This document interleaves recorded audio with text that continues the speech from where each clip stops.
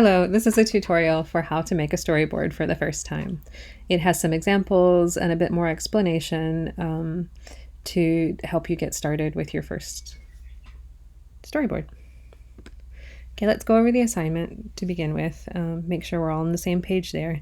So your instructions say that you're to use the storyboard to divide the story into 10 or more scenes. You retell the story in your own words. So what this is we're doing a kind of summary. We're doing a kind of yoyaku. That just includes a visual element. Let's see, important things about that. You can use more than 10 if you need to. Please don't use less than 10, but you can do, if you feel the story has more content than you can fit into 10 squares, then by all means, do more. That's fine. So what exactly is a storyboard? So storyboards break down the action in a story into individual panels. When we use them, we have to carefully think about where to focus, what details matter, how the character, how our speaker feels, and more.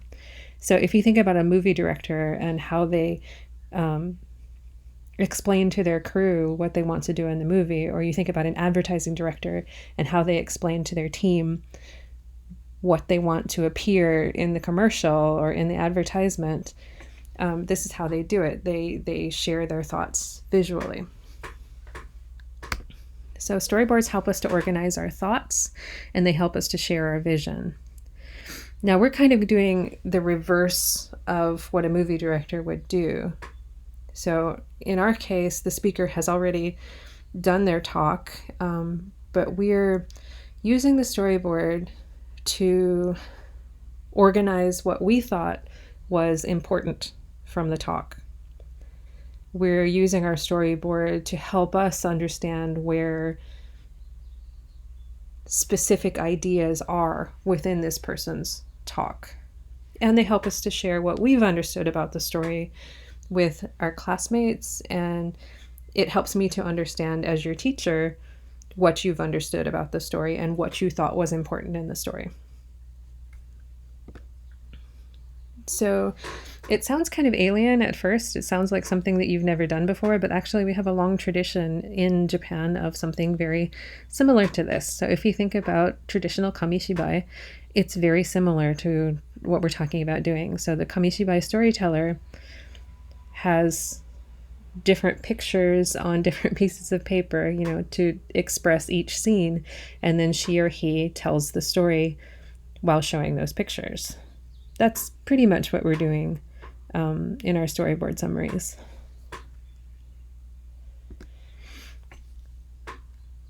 So to recap, our drawing summarizes the story by turning the speaker's words into visual scenes. Why do we do this in a university class? We do it because research suggests that using your brain in a different way like this to understand a story helps you to understand it more deeply. And I found that to be true. I've been doing this for about 5 years with students now, and I found that to be very, very much true with the students that I've had so far, that when they do storyboards, and I do it in my own study as well now, when you do a storyboard, you have to slow down and you have to really consider what ideas go together and what ideas are, maybe should be in a different category. So for many people, it's a good study tool, and I hope it will be a good one for you. For us as English learners, your storyboards also help you when you present, because in the same way the PowerPoint slide helps jog your memory, it helps you remember the story. And it also helps your audience to understand what you're talking about. So thanks to your pictures, they have not just your voice, but also visual clues to help understand the meaning. So you're supported in what you're talking about when you share your ideas with your classmates. So there's some student examples on this slide, but they're a little bit small. So let me show you these a little bit bigger. So these are from some older students who have said it's okay to share their pictures with you, to share their storyboards with you.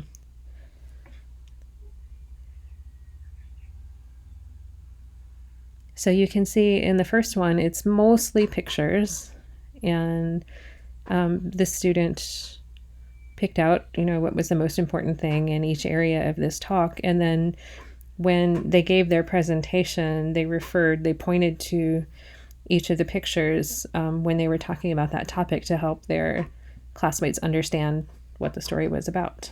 If you look at the second one, it's got a little bit more wording to it. So in this case, this was a little bit more complex story, and the student felt like they needed some anchor words, they needed some phrases as part of their storyboard, and that's okay. So I don't want you to write sentences. I don't want you to copy words from the story. The idea is that this helps your both your understanding of the story and your fluency in your speaking. And the only way that happens is if you aren't reading, but you're talking. But you can have some keywords and some key phrases, and that's totally fine. I think all of us do that when we present. Even if it's in your first language, you want to have some keywords and key phrases when you present. So absolutely okay to add those. Now, these two students that did this one, they really liked doing storyboards and they enjoyed drawing, and so they did it in full color and spent a lot of time on it, and that's lovely. But you don't have to go quite that far if you don't want to. This is another example of a perfectly well done storyboard, but they did it in black and white and pencil. But it has the same features as the one before, in that the pictures are representative of the story, and they've used keywords and key phrases in there to help them remember the story and to support their listeners in understanding.